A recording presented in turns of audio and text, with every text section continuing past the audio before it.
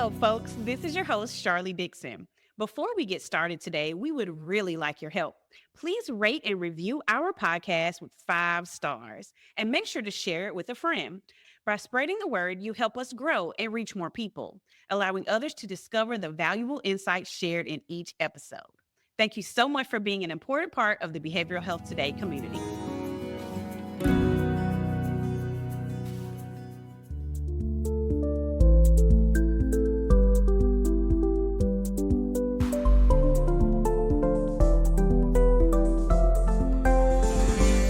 Welcome to Behavioral Health Today, a podcast brought to you by the Triad Network.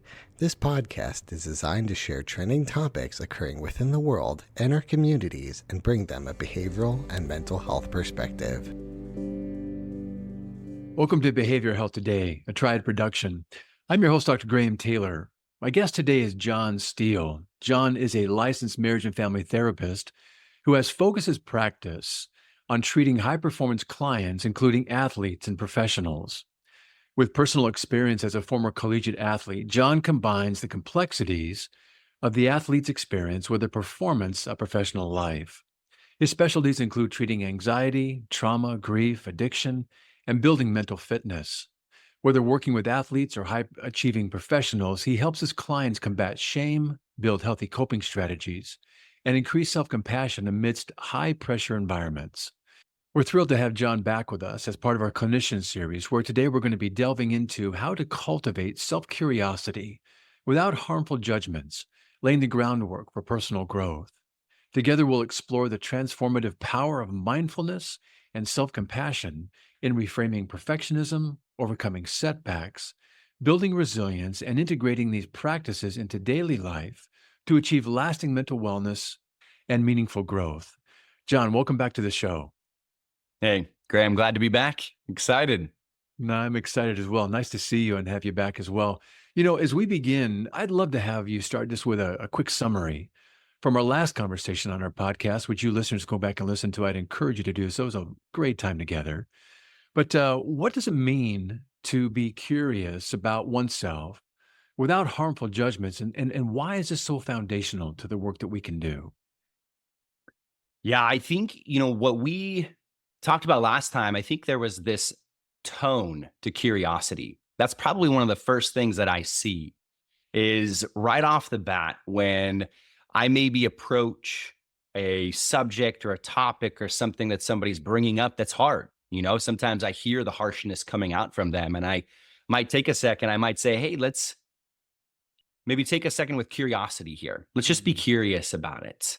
And I think what I've seen and shared a little bit too was just how that tone literally brought a calm within.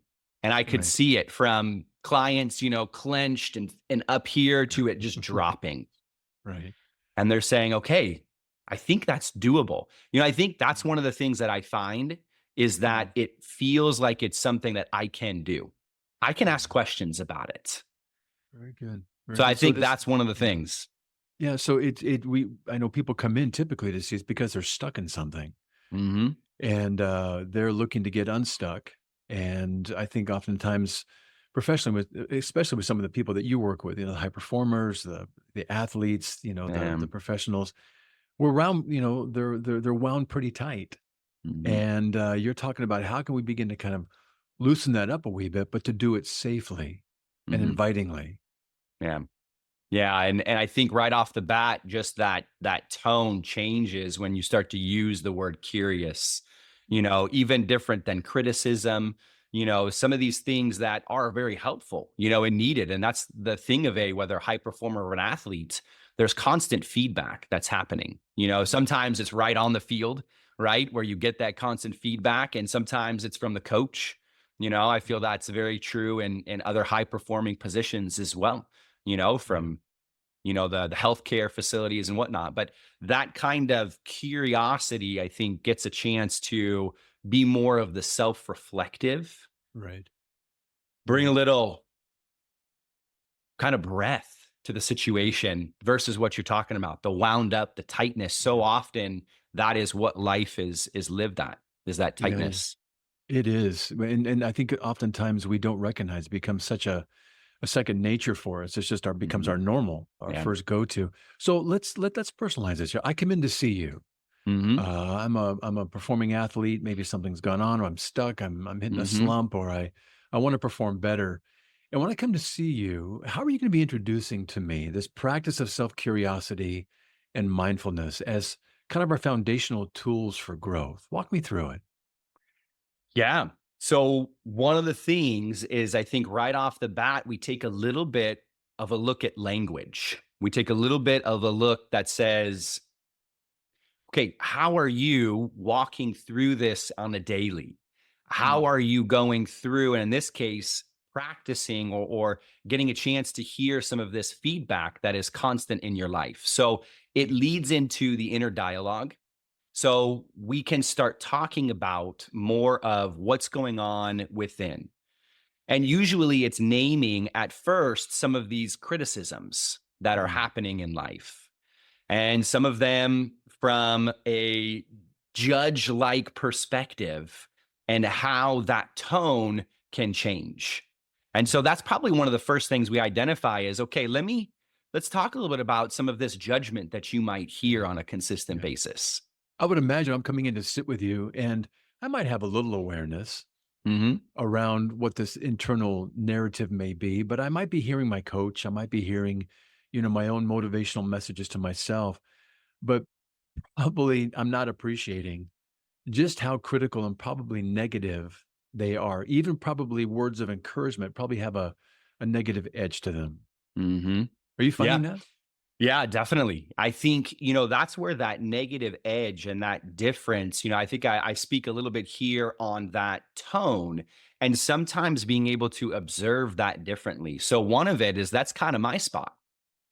I might be that for them in that moment is a chance to say, hey, let's take a second, and let's speak about whether it's that encouragement that you might hear or that criticism that you might hear.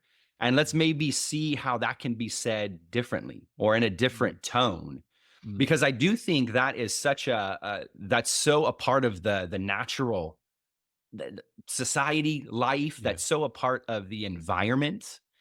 And so I think that's probably one of the things that I see that makes a difference.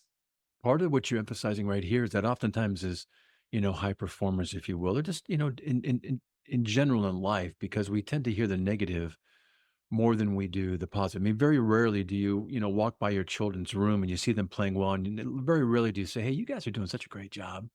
So Hmm. proud of you guys Hmm. playing so well." We don't catch kids being good. We don't catch ourselves being good. We're always, Yeah. kind of trying to refine and being better and, Kaizen and all of these things, which are good in and of themselves, but they usually have a negative piece to them. Hmm. And so I know I would imagine in my head, I come and sit in front of you and I'm on your couch and you're saying, well, do you have any coulds, or shoulds or oughtos Hmm. in my, and I'm saying, absolutely, I got some of those. But Hmm. I think those are motivating for me. But what you're saying is that maybe, Graham, could you recognize maybe some harmful judgment patterns here that actually may not be as helpful as you might think they are? Hmm. So talk with me about these initial steps towards that, maybe even a compassionate way of looking at something, which Yeah. actually maybe can be more motivating and uplifting than I might think that negative message might be.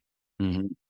Yeah, I think you nailed it when it comes to the criticism, Yeah. because I think criticism is one of those things. In this case, more of that harmful criticism, that edge to it, Yeah. because that is motivating. That Yeah. there's no question about it, right? It works to an extent. And I think that's the part that when you start bringing that up to people, they Yeah. recognize, and there's a little bit of this, "No, I can't do that." What are you talking about? I can't take away that voice, right? If I Right. take away that voice, then I'm not going to be able to get anything done. I'm Right. not going to be able to compete like I used to. I'm not going to be able to perform. So there is this spot where there is a decision that is made, Uh, and that switch that you talk about, instead of it being this negative, harsh tone, mm, what something like compassion can bring in those moments. yeah. And it reminds me as well of, so like self compassion, right? There's a concept, mindful self compassion. Kristen Neff is kind of a pioneer in this. She does some awesome stuff. And one of the things that she's kind of written about is that exact difference between self-compassion and self-esteem, Mm. and how so early on there was this push for self-esteem, increase your self-esteem. And then it came to this idea that, wait a second, people aren't really making the changes that they want to. Right. And so the difference there being self-esteem was really based off comparison, Yeah. that it landed in that spot of, as long as I'm doing better than, I'm going to have an increased sense of self. Yeah. And where it fails is the mistakes. When you're not better Why? than. Yeah. So why is that such a precarious place? And that's where we fail. Name that piece. Yeah, so if you're saying if I'm following you, right, Graham, when you're saying why the Yeah. fail part. Why is that an area of vulnerability? Because what you're saying is it can work to a point. That's a Mhm. really good point you're making, that this kind of self-criticism and critique, it can work to a point, but at some Yeah. point it's diminishing returns, or it becomes negatively impacting. The return on that kind of way of Mhm. motivating oneself actually becomes deteriorating of our sense Yeah. of self, and makes us vulnerable. Mhm. Yeah, and right, and I think the comparison piece is that spot where it fails. There it is. Okay. Right? The comparison piece, because, the reality of life is there are people Yeah. that are better, Yeah. in the performance areas of life. And that's okay. Yeah. That's okay. That's the way that it is. And I think, though, with the comparison, it starts to really be a center of all of the other things that you can deal with. The comparison brings the anxiousness, right, at an unhealthy rate, right? And there is a part there, if you can make that switch from comparison to compassion, it's a within process. Yeah, that's It's good. then moving from I am enough instead of I am not enough. Yeah. Like that comparison is a constant motivation of, I'm not enough. I'm not Yeah. enough. I'm not Yeah. enough. And so that can be very driving Yep. until it gets, Until it's not. yeah, Until until it's it's not. until it's impeding, until it becomes Yep. really a slippery slope for me Yep. that I am really struggling with. So I love this, man. So so I'm sitting in front of you. You're going to be asking me questions Hmm. to help me begin to explore this inner dialogue. And you hear me say something like, my coach said this was really an important game. Hmm. Had a really good last game, and he's really looking forward to seeing me produce in this game. And, Hmm. he's looking for me to, throw this many pitches or to score this many Yep. points. And, Yep. I'm getting ready for this game coming up on Friday, and I'm really excited, and I think I can do it. And I better do it, because Mm. they're looking to me, and the Mhm. crowd's pretty excited. We sold more tickets this week because of what I did last week, and Mhm. I think I'm a little anxious actually. Now Yeah. that I talk about it, what am I going to be doing? The first thing that I would probably lean into is that moment of recognition, Mm, is that moment of awareness. I think in the idea of curiosity, I think I've really brought and recognized how important it is to be aware of okay. what you are walking through in that moment. So as you, right, like I mean, I love the example, because right, as you're literally walking through it, you're Yeah. finding the excitement, you're finding this like, man, I'm like doing it, right? This is great. I'm so excited. And then it starts to settle in of this comparison. Oh, but I'm I'm comparing it I to am myself this time, the way you're right. pointing it out. It's a great Mm-hmm. point. Mm-hmm. Yes. Right? Comparison to self. Like Yeah. I can probably hear some of the inner dialogue of what's happening in that moment of you, wait a second, I think I'm anxious about this. Right. It's naming that comparison piece is what's happening. And so that would be the first part, is I'm saying, okay, I hear that. You're recognizing anxiousness, and that would be the moment of maybe being able to say, is it possible for us to be curious about that? Yeah. So Like I I might say wonder. something like, I might say something in response to like, Mhm. yeah, you're right. I'm comparing myself to my last game.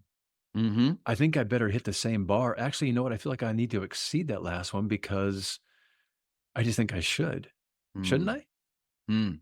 I might ask, well, where do you feel like that could be coming from? Like who's telling you that you should? I guess as an athlete, I think my coach is, he wants me to keep getting better. And as an athlete, I'm supposed to keep getting better. It's Hmm. always about improvement. And, you lift one more pound than your last lift, workout, or you throw one more strike than your last, game, or maybe you score two more points than than your And, last outing. Yeah, I think I'm supposed to get better. and I would be like, yes, you are, Mhm. at not the cost of you, right? Like in the cost there, the comparison, the burdening, because that's really what I hear It is a is burden. yes, getting better is such a positive thing. That is what we love to do, whether it's on the athletic field, right? Whether it's in these other environments, whether it's in life, it's such a cool thing to improve and to get Yeah. better. Yeah. The burdening piece, though, that I hear is the question that I'm really curious about. Where did that burden come from for you? The burden of it's up to me to Yes. sell more tickets. It's up to me to, you know, perform at such a level that, I'm going to carry my team.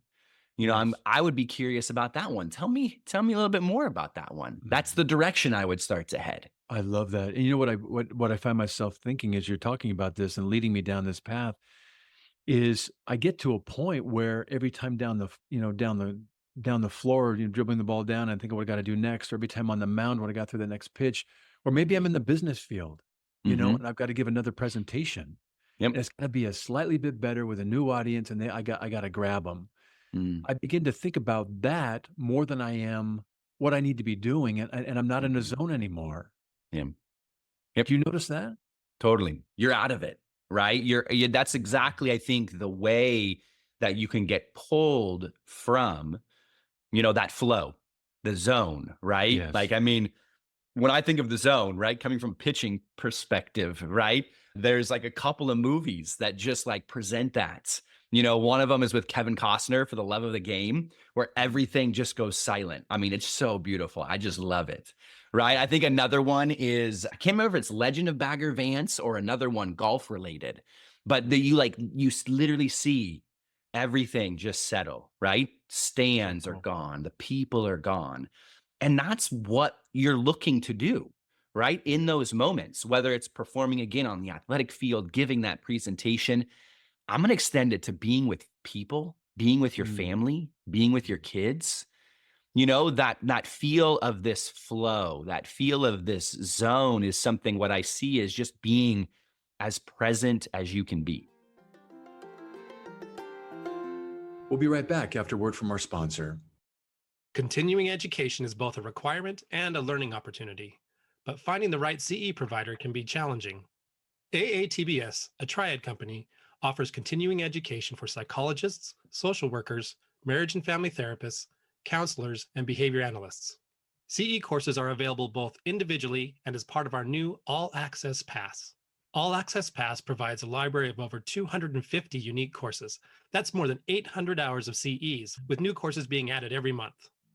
As a special offer, Behavioral Health Today listeners can save 15% on CE purchases. Visit us at aatbs.com/BHT and enter promo code BHT15 during checkout. That's aatbs.com/BHT. Check out our library and check off your CE requirements today.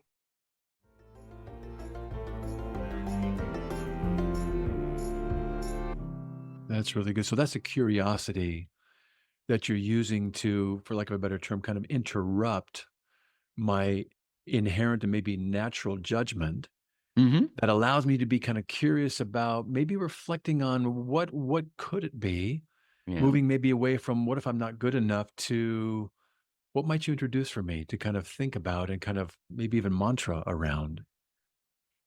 Yeah, I think instead of the right, I'm not good enough piece, it can Yeah. lead into this spot of, doing the best I can Mhm. is one of those phrases, one of those mantras that I've leaned into those moments. Yeah. I think what it can do is it can bring you to the present a little Yes. bit more, right? Yeah. Instead of the focus of all the other things that you're naming, right? I got to do this, I got to do that, I got to make sure that I am, Yes. preparing for all these things that you don't know could or could not be. Yeah. Instead of it's, I am here and I am doing the best I can.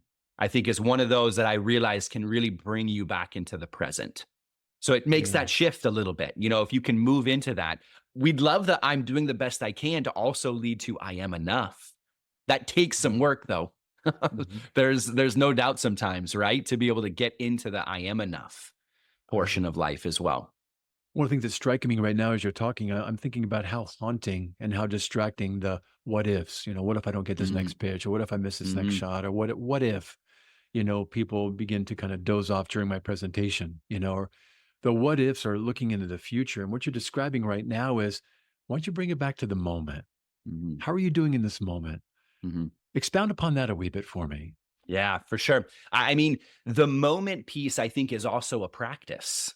Mm. Bringing yourself back into the moment. I think that's where I've been doing, I think, a little bit more research and just embracing the, grounding pieces of one, whether it's some meditation pieces, right? The breath related things that you can do.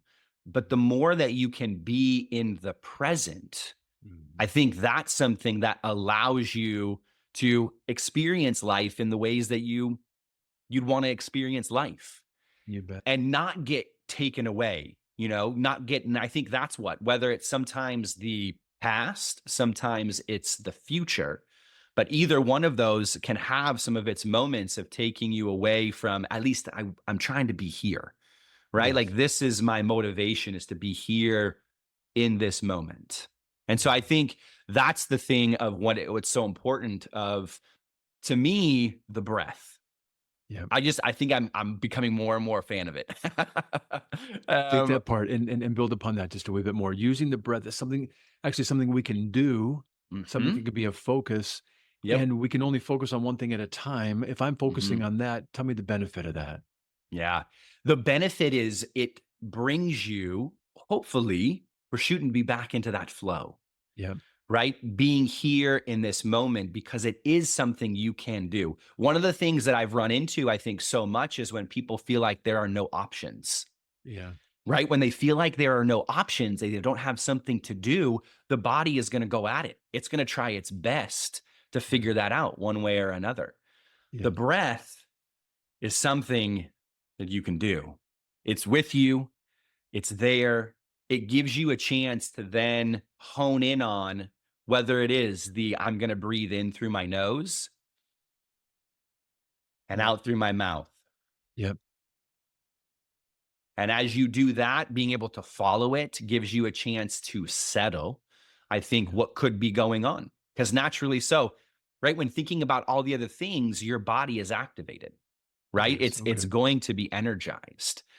And Mhm. so I think there's so many of those components that the breath brings from I'm going to do it in through my nose, out through my mouth. Yeah. I'm starting to sense a little bit of coolness every time I Yeah. breathe. Right. Right. I'm starting to, feel this as I exhale. I feel it in my stomach more.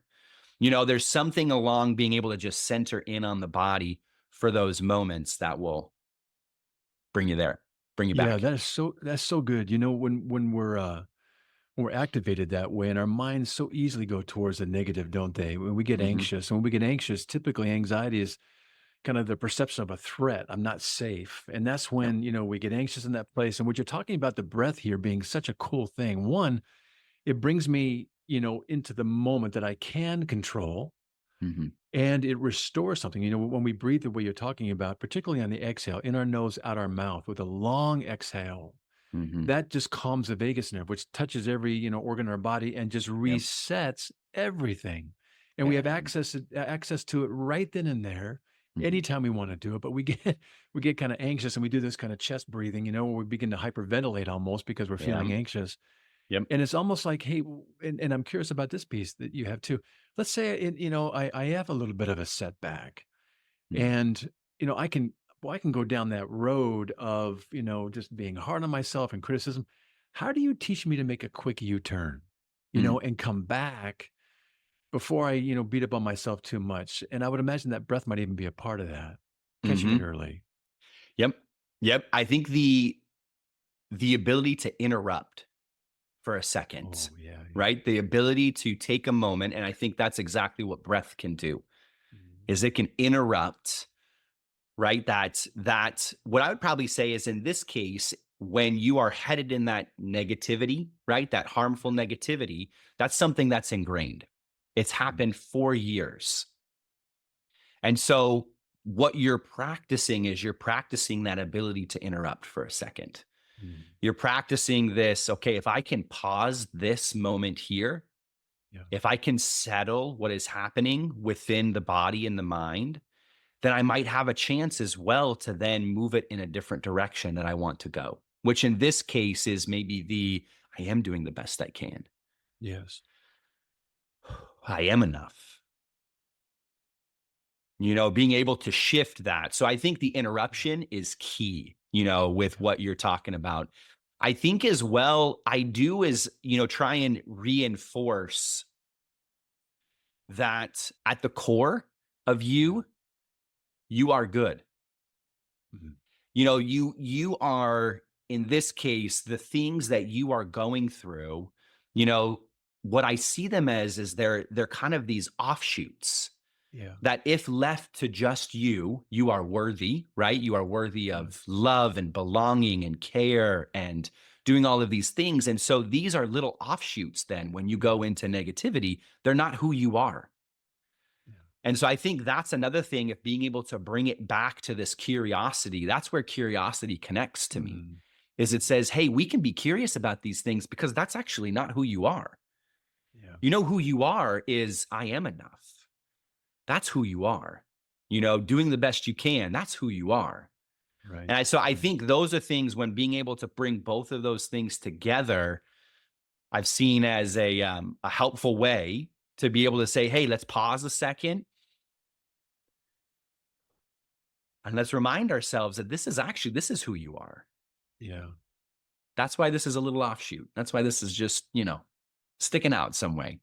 I love that. You're talking about almost two levels of working. One is kind of teaching someone in the moment how to deal with Mhm. adversity and that interruption and kind of restoring a sense of control right then in that moment because they got to perform. They got to throw the next pitch or make the next Yep. shot or Yep. talk about the next part of their presentation. They've got to perform in that moment, but I got to do it in a place that's restored back to that zone, back to my best self. It's not anxious. But Mhm. you're also talking about a deeper meaning here, a self meaning here that is Mhm. critical because we tend to think of I am what I do. Our identities more times than not tied with my Yep. success. What do you, Yep. tell us about yourself. I am or here's what I do. That's the first thing Mhm. we say. And so what you're doing right now is you're trying to separate. You are not what you do. What you do is separate from you, and you're really good at it. But Mhm. who you are is really separate. You Yep. tease the two apart. Mhm. Mhm. We try, right? We try to, I think in that case, if giving an opportunity to share this difference, because that Yeah. separation can be really hard. It is ingrained as far as performance, right? What you do is who you are. Yes, exactly. And that, to me, is that separation. Being able to give that a second to be able to say, hey, let's take a look here, because what I'm seeing in you is different. I think that's the benefit sometimes that I get to do, is I get to take a second. I get to say, hey, like, I see this differently. Yeah. I see you as the person that does hard things, right? That's who you are. Yeah. This thing that maybe you didn't, and you deem that you didn't do as hard, or you could have done better. Yeah, maybe. And that's a little offshoot of who Yes. you are, Yeah. and I think that's the part of being able to really bring in that curiousness and different tone, Yeah. to it.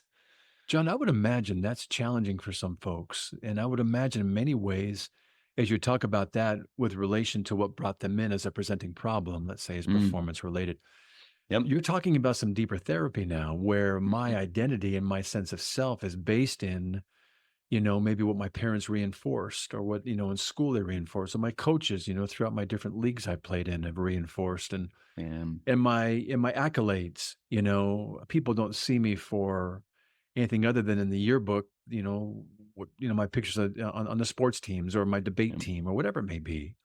Yep. And you're going down to a deeper level now, aren't you? Of Mm, you're not what you do. Who are you? mhm. Talk a little bit about that piece. Yeah, maybe the challenges. Is that maybe what you're referring to, Graham? Yes, exactly. Yeah. Because now you're introducing, wait a minute. I'm not what I do. And Hmm. and all these things that have defined me all these years mean there's something more to me because I've always linked these two very intimately. Hmm. And my performance is based on, or my sense of self is based on the performance. And now I'm a little scared because I never really looked at it this way. Do you find that happening in your work? Hmm. Yeah. I think the fear that Yeah. you're naming is probably one of the biggest parts. And some people can sit with that fear, recognize it, see it, and maybe be able to walk with it, Yes. allow for it to be. And then they can, I think, once they've seen that fear and that connection, then be able to see what's underneath, which I would say is who they are. Yes. So some people can, right? And then others just it takes time. It takes time. There's so much to a person's story. The complex, the complicated, the so many different ways of why maybe being able to see or feel or touch that fear a little bit is so hard. Right. I get a little snapshot. There's no way I don't even know where, and how much that could be for someone. But I think what I can recognize is I can say at the core of you, I see that you can walk through maybe some of that fear. It might not be now, it might not even be with me, but at some point I can see that as a possibility for you. But when you name the fear, I think that's right on. That's the That's a connection. great, yeah, no, I love this kind of, you're filling it in. Give us a story of somebody you've worked with. And I'm using myself as an example to begin with, but give us a story, a real life story of someone coming Hmm. in and just a tremendous amount of potential, regardless of what they're doing, an athlete, professional in a high stakes kind of, realm, that's come in and saying, I'm better than this. I'm struggling. I'm stuck. Mm. Walk us through kind of what you've understood with them, what you began to coach them through, what you began to see emerge, and then what their life got to become because of their work with you. Mm. Yeah. Yeah, there's one particular that kind of jumps out, and I think with this, it's actually not necessarily in the sports world, but as far as high performing, it's more in healthcare Yes. and what that means to be in an environment that is very high pressured. Mm, And so I think with that specific person, there is a path that you saw of a lot of the stuck, a mm, lot of the language, right? When we talked about early on, this idea of, these shoulds that I should be doing, from I should be doing better in school to I should be doing, better when I am, present with patients or things like that. yes. And being able to start working with this, is it a should or is it a could? Right. Can we open that up a little bit? Can we give yourself a little bit of option? Yeah. And then once options started to pop in, then it was introducing some of the self compassion. So Mm, let's talk about your inner dialogue, right? Let's talk about what you're hearing, what's going on. Let's do the exercise of how would you talk to a dear friend of yeah. yours in that moment of mistake? Uh, What tone would you use? How would you, what words would you use? Would it be words of encouragement or would it be mm, harsh judgment? mm, What's going on with that? And so then as we're moving into, some of these exercises, sometimes it's writing it out, an actual script, right? Of this is me, and then this is whatever part might be harsh right now, and you write it out. So you start to see it visibly and you start to get more and more of the, what I would say is awareness and the mm, curiosity. mm, So as you become more and more aware, and as this person became more and more aware of what was happening, it became a change. Okay, where do I head now? Right? Like I'm starting to change these patterns a little bit. Where do I go? And so the conversation kept on being, well, leaning into this self-compassion. mm, Let's get into this self-compassion piece. Like, and I use the examples again from Kristen Neff. Can't say enough about her. Love her work. But there's some pillars that she uses, in the way that you speak to yourself, and self-kindness, being attached to common humanity, right, is another one, and practicing mindfulness, mm, right? So that breath and being able to really calm and settle. And so then it's starting to get into those as practices. And so then you start to lead into, I mean, it was recent where we connected. We had a session and you could see without me saying a word, you could just see them kind of spitting this stuff back, Is that you right? know, and catching things like whether it's the shoulds or Yeah. bringing out some of this self-compassion of like, yeah, you know, but I was talking to my other part and I was bringing this self-compassion That's and I'm good, man. like, heck yeah, you are. There Let's you go. go. That's right. Getting all excited with them. That's right. So, and I think what you then see as well is you start to see the continued hope, you Yes. know, that was so hard to see when you're stuck, Yeah. when you're walking through it, you know, and you know, and it happens too from all kinds of things to, you know, not performing in a way that you were trying to perform, you know, in this case, whether it was medically or with school or something like that, right? Or it's a life situation that happens, you know, the loss of a person or the loss of a relationship. Mm. Sometimes it's transition, it's moving, you know, all over the place and so many things that are a part of it. And so kind of walking through those. It's So really good. that's, yeah, that's one that pops up. I think that's a wonderful story. What you're also suggesting there at the end too is that once they begin to realize that they've got access to this and they can do this, it sounds like it has the opportunity to kind of generalize over into other areas Mhm. of their life too. I mean, Yeah. this is portable. This way of thinking, it That's goes a with good us way in to a put way, it. doesn't it? Yep. Yeah. Do you notice that piece too, that it generalizes over into other areas? Yeah. Yeah, I think that's a great way to put it. You know, you can see, I think, and this is something for me as well. Like I'm trying to walk this myself as best as Yeah. I can, you know, throughout it. And I can see in the differences in the ways that I can be present in the moments that I want to be present or with the people that I want to be present. I think Yeah. for me, you know, and I'm a, you know, I'm a young dad, right, Yeah. with a wife and I have little kids, and so for me, it's just one of those that I'm continuing to embrace. You know, this idea of can I, you know, I staying present, you know, with my kids, you know, being able to take them to soccer games and enjoy that, right, You bet. and not yell too much at what's happening. Try and calm that competitive spirit within me a little bit, but Right. just be able to sit with them and see so many of the beauties, you know, that life That's really presents. good. You know, as you help your, you know, the folks you're working with get to this place, you know, once we got it up there, we want to keep that up. How do you help them and encourage them to sustain this progress that they've worked so hard to get? They've done such a great job in getting. How do you help Yeah. them sustain and maintain that mindset of curiosity in an ongoing way? The sustaining piece, I think, is a great one that I've recognized and maybe I've termed a little bit differently in Please. the concept of mental fitness. Mm, So I think that is one that I have embraced more and more and recognized, you know, as you're going deep into these things and you're experiencing healing and self-compassion and changing some of your language and tone, how is it that you continue to practice it? yeah, And I think that's the thing that I've that's good. recognized, whether it's the term, right? The phrase mental fitness can kind of have this click a little bit that says, hey, we're not necessarily focused right now in your mental health. Mental Yeah, health is important and it is needed and is something that we walk through in life.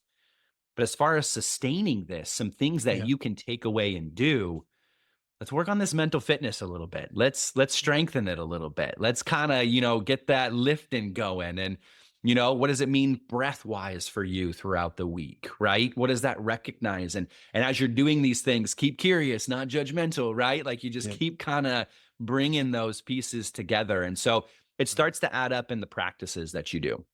That's so good. You know, as you're talking about these things, what I love is that these are attainable to everybody. It's not like, well, you know, if you're born this way, Mm, you can do it. If you're not, well, you know, mm, sucks to be you kind of idea. mhm. Instead, these are things that we can do, build in, and be responsible for that actually Mhm. has some really cool return on investing in them in the ways that you're describing. As we begin to wind down for today, I'd love you to leave Mhm. a word of advice for those just in general, whether they're athletes, high performers, or just, you know, are you know, all of us who in a day-to-day way Mhm. want to look to embrace maybe a greater curiosity and begin to kind of maybe take a step towards being less harmfully judgmental of ourselves. Give us a word on how to do that just today, maybe one thing. Yeah. Yeah. I think what I would reach towards first in this curiosity place is I would probably go more towards how is it that you can find, I think in this case, some of this self compassion is probably the part that I would reach towards. And Okay. as you're finding this self compassion, can you be curious? And it all depends on where you're at with it, right? But can you be curious maybe with this term of self compassion? And if you are familiar with this term, self compassion, how is it that maybe you can practice that within yourself, today? Can you take a moment and maybe it's a mistake that happened Mm. today? Maybe it's like you had both of your kids that were in your ear and you're trying to get them to school today and you lose it, right? And I'm like, you just need to be quiet. Not that that happened this morning at all, but right, it's one of those moments that then you can look back and can you say in that moment, Yeah. is there an opportunity for some compassion? Gotcha. Can you bring a little bit of something in this case it would be can you bring something a little different? Can you be, Mm. curious about that and Yeah. and allow for that?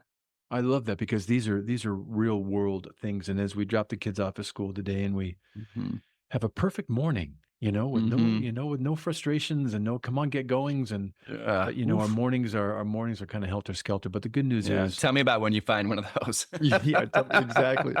Yeah. But the good news is we get to pick them up or Yeah, have them come home. And so we yeah, get a second take, and we yeah. get to say, okay, I did the best I could this morning and I was a little half Mhm. cocked, but you know what? I got this afternoon. I get to do a Yeah. redo or a repair. And Mhm. what do I want to be Totally. intentional about and go in with some breath, some Yeah. compassion, and put a different ending on that earlier beginning. So I love Mhm. that, John. Yep, It's really good. Really yep. good. Well, man, I always love our time with you, and I would love Mm. our folks that are listening to be able to have more time with you after today's show and find out more about you, your work. How can they follow up with you after our show today, including your podcast? Yeah, yeah, that is one. It's been a fun venture for sure and still plugging away. So the podcast would be Mental Fitness Stories with Nice. John Steele. So there's access there on YouTube. There's access in a lot of different platforms as well as far as the listening portion. And so man, that's just a fun one to be able to get out more ideas, be able to share. I know Graham, one in between me and you, is going to be dropping soon on that. So I'm excited Look about forward to it. that and just being able to collaborate. So, but that's one. And then on the therapy end, my website is johnsteeletherapy.com. Can Wonderful. find me as well on Facebook. My Instagram is on Mental Fitness Stories, is what that one is. And LinkedIn is another one as far as John Steele Therapy. And so there's a few places to That's track awesome. down if possible. But I love it. um, I love it. Well, I would encourage our listeners to do so. You got some great messages. I know you got some great mm, guests on the show, and you got just a wonderful approach to folks, making mm, it safe and compassionately helping them tap mm, into their own compassion. So, man, I love having you on the show. It's great to be with you mm. today, and Yeah. thanks so much for our time together. Hey, well, definitely appreciate it, Graham, for sure. Also, want to thank you, our listeners, for dropping by and joining John and me today. It's always great to have you with us. And hey, by the way, we'd love to have you help spread the word about this podcast to help us grow and reach more people, allowing them too to discover the valuable insights that get shared in this show. To help us out in this way, please leave us a review and share this podcast with a friend if you would. We'd really appreciate it. And just as a reminder, our episode today and its resources, along with all of other episodes, can be found on our webpage at triadhq.com/BHT. Thanks again for being with us on this show. And we'll look forward to having you back with us next time on Behavioral Health Today. We appreciate all the support from our community, and if you like our show, one of the best ways you can support it is by giving us a 5-star rating and leaving a review. Behavioral Health Today is a podcast part of the Triad Behavioral Health Network, all rights reserved.